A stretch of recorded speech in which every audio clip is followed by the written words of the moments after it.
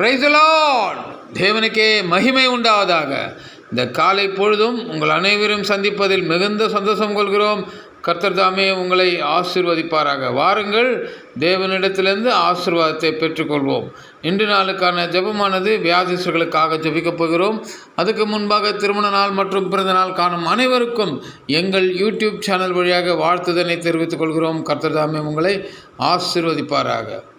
இந்த நாட்களிலே அநேக இடங்களிலே நாம் பார்த்தால் டெங்கு, மலேரியா இப்படி பலவிதமான காய்ச்சல் வந்து கொண்டிருக்கிறது. தயவுசெய்து உங்களை நீங்களே பாதுகாப்பாக வைத்து கொள்ளுங்கள். உடனடியாக உங்களுக்கு அப்படி தொற்று ஏற்பட்டால் நீங்கள் போய் மருத்துவமனையை போய் சென்று சீர்படுத்தி கொண்டு தேவனோட பாதத்தை பிடித்து ஜெபியுங்கள். அநேகருக்காக ஜெபியுங்கள். நம் இந்திய தேசத்தில் இருக்கிற அநேக மக்கள் இந்த பாதிப்புக்குள்ளே இருக்கிறாங்க. அவர்களை விடுதலைக்காக ஜெபிங்க. இந்த வியாதி உலகத்தில் பரவக்கூடாது, இந்திய தேசத்தில் பரவக்கூடாது அப்படின்னு ஜெபம் பண்ணுங்க. திறப்பில் நில்லுங்க. கர்த்தர் ஜெபத்தை கேட்பார். வீட்டில் இப்படிப்பட்டவங்க யாராவது இருக்காங்களான்னா அவங்க மேலே கை வச்சு ஜெபம் பண்ணுங்க. கர்த்தர் நிச்சயமாக சுகத்தை கொடுக்குறார். ஏன்னா கர்த்தரால் கூடாதது ஒன்றுமே இல்லை. நான் எப்பவுமே சொல்கிறேன், ஒரே ஒரு வாக்குத்தத்தம் தான், தேவனால் எல்லாம் கூடும். இதை மற்றும் நீங்கள் பிடிச்சிட்டு ஜெபம் பண்ணி பாருங்கள், கர்த்தர் அற்புதத்தை செய்வார். எனக்கு இக்கட்டான சூழ்நிலை வரும், நிறைய போராட்டம் வரும், நான் எதை பற்றியும் கவலைப்பட மாட்டேன். நான் கவலைப்படுறது ஒரே ஒன்று தான், என் தேவனாகிய கர்த்தர் என் ஜெபத்தை கேட்பார். அவ்வளோதான். தேவனால் எல்லாம் கூடும். இந்த வசனத்தை மட்டும் பிடிச்சிக்குவேன் நான். கர்த்தர் எல்லாவற்றையும் பாதுகாப்பார். எவ்வளோ போராட்டம் நடந்தாலும் சரி, எவ்வளோ பிரச்சனைகள் வந்தாலும் சரி, என்னை வாழ வைக்கிற தெய்வம் நம்மோடு இருக்கிறார் என்று நாம் விசுவாசிக்க வேண்டும். குடும்பத்தில் பலவிதமான போராட்டங்கள் வந்து கொண்டு தான் இருக்கும். ஆனால் நாம் ஜெபிக்க வேண்டிய விஷயம் இப்படி தான்.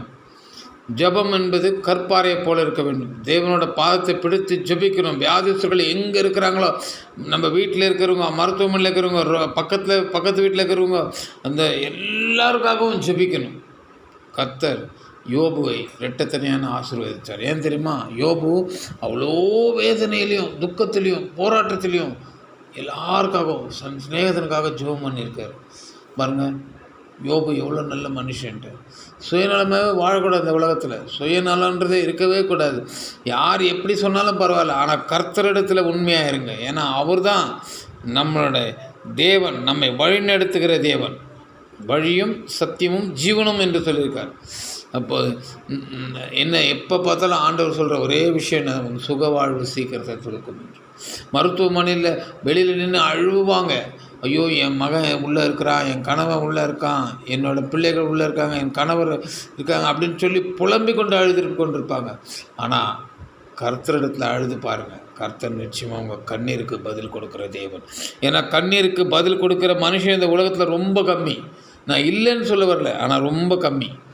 ஏன்னா நீங்கள் ஒரு விஷயம் சொன்னீங்கன்னா அவங்க ரெண்டு விஷயத்த ரெட்டப்பையாக ஆக்கி எல்லார் இடத்துலையும் போய் தவறான விஷயங்களை பரப்பி விட்டுருவாங்க. அதனால் தேவனை நம்புங்க. தேவனோட பாதத்தை பிடிங்க. இறுக்கி பிடிச்சி ஜெபம் பண்ணுங்க. கர்த்தர் அந்த இடத்துல ஒரு உண்மையை உண்டாக்கி உங்களை சுகப்படுத்தி வெளியே எடுத்துருவார். ஐசியூவில் இருக்காங்களா? கவலையப்படாதீங்க. கேன்சர் கட்டியா? பயப்படாதீங்க. அப்பண்டிஸ் பிரச்சனையா? பயப்படாதீங்க.